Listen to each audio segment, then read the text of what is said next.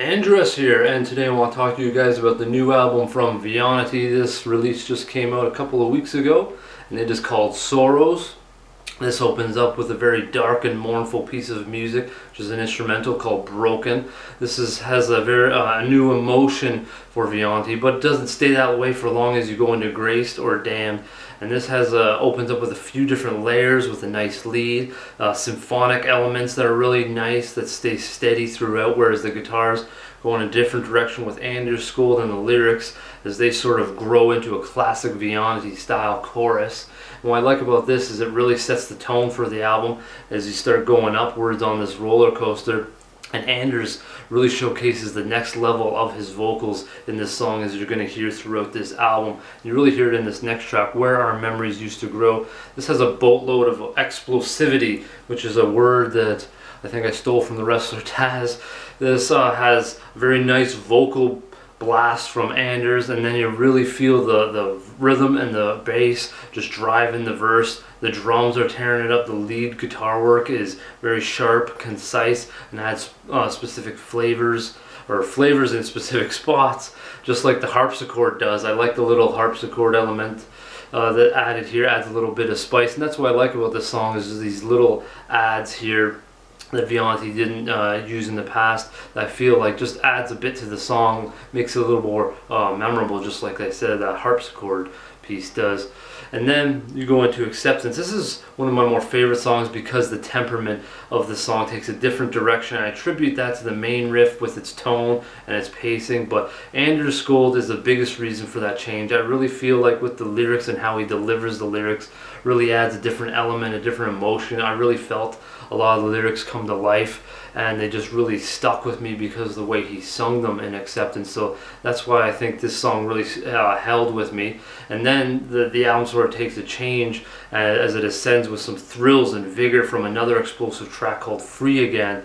This just has a lot of shredding lead work, a lot of ferocity and roaring drum work. So Joel Kohlberg and Samuel Lundstrom must have been on a dead sprint in this song. So you're going up, and then the next song, Center of the Storm, I wouldn't say it's a bit slower, but it's still got a lot of groovy, fist-pumping energy, awesome symphonic warmth that sort of lures the listener in and plays a nice part in the background, even though it's sort of a really important part of the song. It's a really important part of what the cohesiveness and brings it sort of all together. That's at least what I felt. And to me, I think the drums could have done more, but didn't, and that was actually a very smart thing because I feel like that allowed the music to thrive together. You get to feel the atmosphere, like I said, the symphonic elements, and then all the vocals. So the drums, they're not really in your face. There's not flashy fills, a lot of splash. It's just, they're just there, and it does its job nicely. And sometimes I think that's what you got to do, and I think that was a very smart. I don't know if he did that on purpose, but I really felt like that really complemented the song by taking it back a step. Not like Free Again, it just blazing at you. The next song I'll mention is War. This takes me back to Veonity's first album, just pure power metal with the emphasis on the lyrics in the chorus. And everybody's on the chorus, so that emphasizes a lot there. I really think the lyrics in the chorus really stick in your mind because of that as well. Everybody's sort of coming together. Then you get the bridge, coming out of out of the soul. There's a little bridge piece here, and I really think the message and the lead are essential build to the climax for the last home run chorus here to sort of help rise up towards that last chorus and really make that outro piece sort of memorable in War. It's an awesome track. I think it's definitely going to be down in the description for you guys, but this next one has to be my favorite, Fear of Being Alive. This encompasses everything that Veonity is. Great musical and vocal emotion. All of Anders' strengths come to life. I feel he delivers so much heart and soul here, as well as the guitars do it as well. I feel a lot of emotion from there, especially in the solo. I've really felt the notes come to life in the solo. They really penetrate the heart and soul.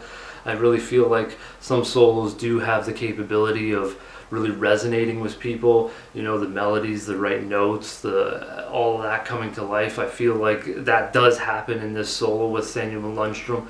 He does an awesome job there. The drums punch through at the right times, adding a bit of energy here and there. That is a great element as well. And then once again, I love the unity of the vocals and backing vocals coming together as a whole. With the symphonic elements, this just adds a whole another level of passion to Fear of Being Alive. Awesome closing track. Veonity really has a great capability of communicating emotion out of the songs. So this is another version of that. Obviously, if you saw my last video, you heard me talk about that in a few of their songs as well, which I'll have a link to that somewhere up here if you want to check out my video on Veonity's previous albums. Also, tell me what you think of Sorrows and all the drum work and guitar work and Cool Emotions. Obviously, the links will be down below in the description, as well as some more metal content. And like I always say, is if you got any bands you think I should check out, your cousin's band, your brother's band, feel free to let me know. And until next time, folks, check out some Veonity. Heavy listening.